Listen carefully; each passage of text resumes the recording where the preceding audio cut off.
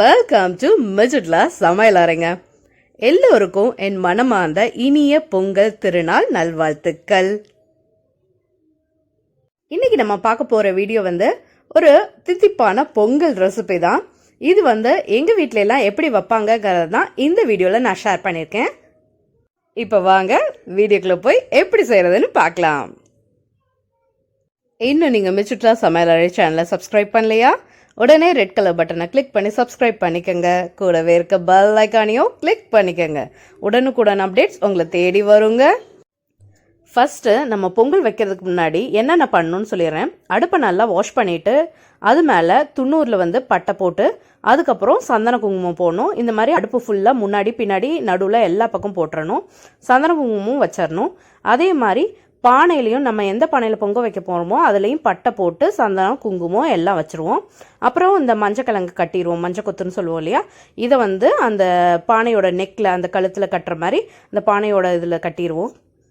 இப்போ அதுக்கப்புறம் ஒரு வெத்தலையில் நாங்கள் பிள்ளையார் பிடிச்சி வச்சு அதுக்கும் சந்தன குங்குமம் வச்சு பூ வச்சுக்குவோம். அது இல்லாமல் காமாட்சி விளக்கு அதே மாதிரி பூ வச்சு தீபம் ஏற்றி வைப்போம். இப்போ இதை ப்ரே பண்ணிட்டு தான் நம்ம ஆரம்பிக்கிறதுக்காக இதெல்லாம் பண்ணுறது. இப்போ நம்ம பானையில் ஃபஸ்ட்டு பால் தான் சேர்த்தணும். அதுவும் காய்ச்சாத பச்சை பாலாக இருக்கணும். அது ரொம்பவே நல்லது. சின்ன டம்ளராக இருந்தால் 1 டம்ளர் சேர்த்துக்கிங்க. பெரிய டம்ளர்னால் 1/2 டம்ளர் பால் சேர்த்துனா போதும். நான் இன்றைக்கி சக்கரை பொங்கலும் வெண்பொங்கலும் வைக்கிறேன். அதனால் ரெண்டு பானையிலையும் பால் சேர்த்துட்டேன். இப்போ நம்ம வெண்பொங்கல் சக்கரை பொங்கல்னு 2 பொங்கல் வைக்க போகிறோம். அதனால் தனித்தனியாக ஊற வச்சுட்டேன். சக்கரை பொங்கலுக்கு தேவையான பாசி பருப்பை தனியாக வறுத்து தனியாக ஒரு கிணத்துல எடுத்து வச்சுக்கிட்டேங்க. இப்போ இது எவ்வளோ மெஷர்மெண்ட்டுன்னு சொல்லிடுறேன். இது காப்படி படி. இந்த படியில் அந்த கோடு இருக்குது பாருங்கள். கீழேருந்து இந்த கோடு அளவுக்கு அரிசினா மேல் அளவுக்கு மேல் விளிம்பு வரைக்கும் பருப்பு, மீதி மட்டும் பருப்பை ஃபில் பண்ணிக்கோங்க. இதை தனித்தனியாக மெஷர் பண்ணி தனித்தனி இதில் எடுத்துக்கிட்டேன். இப்போ இந்த இதை அரிசி ஊறின பிறகு தனியாக அரிசி தனியாகவும் தண்ணி தனியாகவும் பிரித்து வச்சுட்டேன் பாருங்கள். அதே மாதிரி பாசிப்பருப்பும் தண்ணி ஊற்றி ஊற வச்சுட்டேன். நம்ம ஃபஸ்ட்டு பானையில் பால் ஊற்றி வச்சுருந்தோம் இல்லையா, அது கூடவே அரிசி களைஞ்ச தண்ணியையும் சேர்த்து ஊற்றிடுறேன். ஊற்றிட்டு அந்த விளிம்பு இருக்கும் இல்லையா, அந்த பானையோட விளிம்பு வரைக்கும் அந்த தண்ணி இருக்கிற மாதிரி பார்த்துக்கோங்க. அதே மாதிரி பானையை வைக்கும்போது ஒரு சைடாக இல்லாமல் நேராக கரெக்டாக பார்த்து வைங்க. அப்போ தான் பொங்கி வர்றது கரெக்டாக வரும். அதே மாதிரி இன்னொரு விஷயம் என்னென்னா, நம்ம அரிசி களைஞ்ச தண்ணியை ஊற்றும் போது அதில் எந்த அரிசியும் இல்லாத மாதிரி பார்த்துக்கோங்க. இப்போ பொங்கல் பொங்குறதுக்கு ரெடி ஆயிட்டுருக்கு பாருங்க. கொஞ்சம் கொஞ்சமாக தண்ணி மேலே எலும்பி வந்துருச்சு. இப்போ இன்னும் கொஞ்ச நேரத்தில் பொங்கி வந்துடும் பொங்கல்.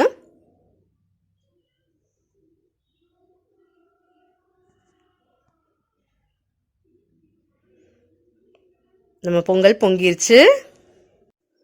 இப்போ பொங்கல் பொங்கினதுக்கப்புறம் அதில் இருக்கிற பாதி தண்ணியை நான் பானையிலிருந்து எடுத்துட்டு அதில் அரிசியும் பருப்பையும் சேர்த்திக்கிறேங்க. இப்போ நான் எல்லா அரிசி பருப்பையும் பொங்க பானையில் சேர்த்திட்டேன். கொஞ்ச நேரம் வேகட்டும், அப்புறம் பார்க்கலாங்க. இப்போ நம்ம பானையில் பொங்கல் வேக ஆரம்பிச்சிருச்சு. நம்ம அப்பப்போ கரண்டியை வச்சு கலக்கி விட்டுக்கலாம், இல்லாட்டி அடியில் லேயர் ஃபார்ம் ஆயிரும். தண்ணி பத்தலாட்டி இடையில ஊற்றி வேக வச்சு எடுத்துக்கோங்க. இப்போ கெட்டி ஆயிடுச்சு சாதம், அதாவது பொங்கல். இப்போ பார்த்தீங்கன்னா அரிசியும் குக் ஆயிடுச்சு. லேசாக எடுத்து மசிச்சு பார்த்தீங்கனாலே உங்களுக்கு ரைஸ் குக் ஆயிடுச்சான்னு தெரியும். இந்த ஸ்டேஜில் தேவையான அளவுக்கு இனிப்பு சேர்த்திக்கலாம். நம்ம இனிப்புக்காக மண்டவளம் ஏற்கனவே நான் தட்டி வச்சிட்டேன். அதை இதில் சேர்த்திக்க போகிறேன். நான் இன்னைக்கு கிட்டத்தட்ட 275 கிராம் மண்டவளம் எடுத்திருக்கேன். இப்போ மண்டவளம் எல்லாத்தையுமே நான் இதில் சேர்த்திட்டேன். எடுத்து வச்சதை எல்லாத்தையும் சேர்த்தி நல்லா கலந்து விட்டுருங்க. கலந்து விட்டு 5 மினிட்ஸ் ஆயிடுச்சு. இப்போ பாருங்க, கொஞ்சம் கொதிக்க ஆரம்பிச்சிச்சு. இந்த ஸ்டேஜில் நம்ம தேவையான அளவு நெய் சேர்த்திக்கலாம். நான் 2 டேபிள் ஸ்பூன் நிறைய நெய் சேர்த்தி நல்லா கிளறி விட்டுக்கு போறேன்.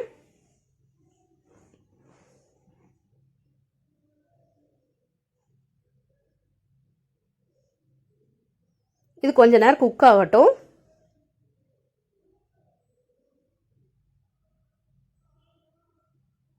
இது கொஞ்ச நேரம் குக் ஆயிடுச்சு. இப்போ இதில் முந்திரி பருப்பு, கிஸ்மிஸ் பழம் எல்லாம் போட்டுடலாம். அதுக்காக பக்கத்துலேயே ஒரு கடாய் வச்சுட்டேன். அடுத்த அடுப்பில் அந்த அடுப்பில் கடாய் வச்சுட்டு அதில் நெய் சேர்த்திக்க போகிறேன்.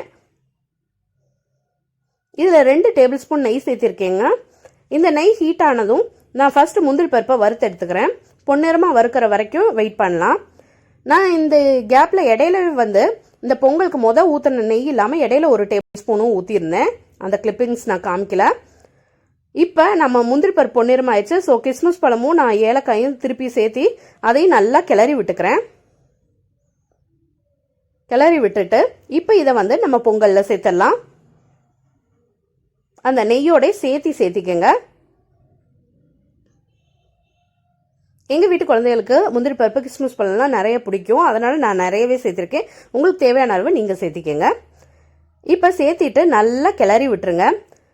ஒரு 2 to 3 மினிட்ஸில் நம்ம பொங்கல் ரெடி ஆயிரும். கிளறி விட்டு நல்லா குக்காகி எடுத்துட்டோம்னா அவ்வளோதாங்க, பொங்கல் ரெடி ஆயிருங்க.